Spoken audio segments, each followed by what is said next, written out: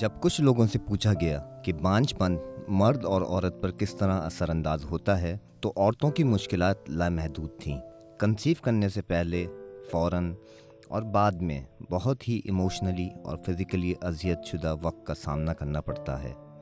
پر جب بات کرتے ہیں سملیرٹیز کی تو ایک چیز دونوں کو سننا پڑتی ہیں اور وہ ہے تانا۔ عورت کو تانا ملتا ہے کہ تمہارا ایک ہی تو کام تھا، تم سے نہیں ہو پایا، اور مرد کو ایک نامرد ہونے کے اعزاز سے نواز دیا جاتا ہے۔ دونوں کو ہی ایک نامکمل انسان ہونے کا تانا مارا جاتا ہے۔ حقیقت یہ ہے کہ مردوں کے لیے کنسیو کروانا اور نہ کر پانا دونوں ہی ایک اذیت سے کم نہیں۔ فرق بس اتنا ہے کہ مرد کے بانجھ پن پر پردہ ڈال دیا جاتا ہے جبکہ عورت معاشرے میں ذلیل ہوتی ہے۔ لیکن یہ آبسیشن آتا کہاں سے ہے؟ پاکستان بلکہ پورے جنوبی ایشیا میں سوچ یہ ہے کہ انسان ایک مکمل انسان تب ہی بنتا ہے جب وہ ماں یا باپ بن جاتا ہے، لیکن سچ یہ ہے کہ کچھ لوگ اس صلاحیت سے محروم رہتے ہیں۔ میں ہوں ذیشان اور میرے ساتھ آج ہیں بینا خان۔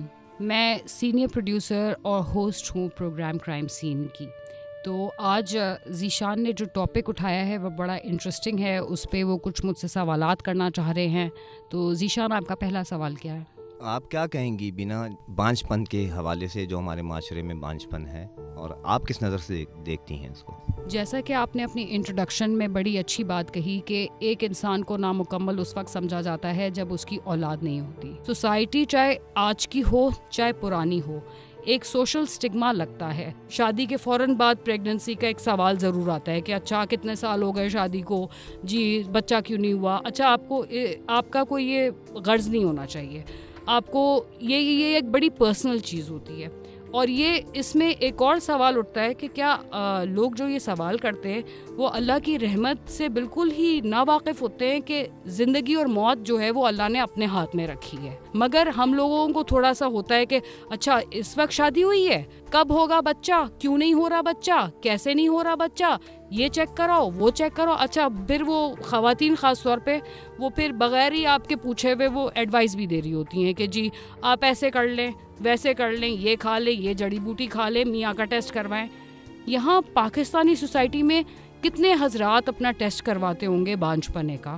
میرا خیال میں 1% سے بھی کم۔ اور یہ دنیا بھر کا ہے کہ ایک مرد جو ہے وہ اس چیز کو بالکل ایکسیپٹ نہیں کرتا۔ کرائم سین میں ہم نے ایسی دیگر سٹوریز کور کی ہیں کہ بچہ نہ ہونے کی وجہ سے طلاق ہو گئی یا خاتون کو مار دیا گیا۔ ہمارا اسلام اسی کے خلاف بات کرتا ہے، مگر ہم اس کے بالکل اپوزٹ جا کے وہ بات کرتے ہیں جو کہ اس زمانے میں بھی ایکسیپٹیبل نہیں تھا۔ لوگ جو ہیں جن کے ساتھ یہ پرابلم ہوتا ہے اور جس اذیت سے گزر رہے ہوتے ہیں، ان کے دماغ میں اتنا مینٹل ٹارچر ہو جاتا ہے، some times they just think about suicide, they think about ending their lives۔ تو یہ ایک بڑی ایک عجیب سی سچویشن ڈیولپ ہوتی جا رہی ہے ہماری سوسائٹی میں، اور یہ ابھی سے نہیں ہے، میرے خیال میں صدیوں سے یہ سلسلہ چل رہا ہے اور یہ چلتا رہے گا جب تک ہم اس کے اوپر آواز نہیں اٹھائیں۔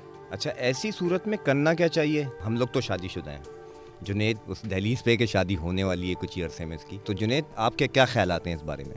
میرے نزدیک یہ بات بالکل نامناسب ہے کہ اولادی سب کچھ ہے۔ ہمارا ایمان پختہ ہونا چاہیے، ہمیں اللہ پہ یقین ہونا چاہیے۔ اولاد سے اللہ کبھی بھی کسی بھی وقت نواز سکتا ہے، اور بے شک نوازے گا، وہ نوازنے والا ہے۔ ہمیں ہر حال میں اس سے امید رکھنی چاہیے۔ تانے اور اسٹگما اور یہ ساری چیزیں، ان چیزوں کے بارے میں چھوٹا سا اپنا ایک چھوٹا سا ایکسپیرینس بتاؤں۔ جیسے میں اپنے دوستوں میں بیٹھا، میں نے اپنے بہت قریبی دوست کو کہا کہ تمہاری شادی کو 8 مہینے ہو گئے، خوشخبری کب سنا رہے ہو؟ میرا کہنے کا انداز بہت ہی پولائٹ، بہت ہی محبت سے میں نے اسے کہا، لیکن 2 دن بعد میرے دوسرے دوست نے مجھے بتایا کہ یار وہ تیری اس بات سے ناراض ہو گیا۔ میری انٹینشن خراب نہیں تھی، میری انٹینشن بہت اچھی تھی اس سے پوچھنے کی، لیکن بعد میں اس بات کا احساس ضرور ہوا کہ ہم اگر محبت میں بھی کوئی ایسا سوال ان سے کرتے ہیں جس سے وہ نوازے نہیں گئے ہوں، اور اس کا ایک ٹائم پیریڈ کوڈ ہوا ہوتا ہے کہ آپ کو اس ٹائم پیریڈ تک اس چیز سے نواز دیا جائے گا، اور اس ٹائم پیریڈ تک وہ اس چیز کے حقدار نہیں ہوتے، تو وہ چھوٹی چھوٹی باتیں، چاہے وہ آپ محبت میں اس سے کیوں نہ پوچھیں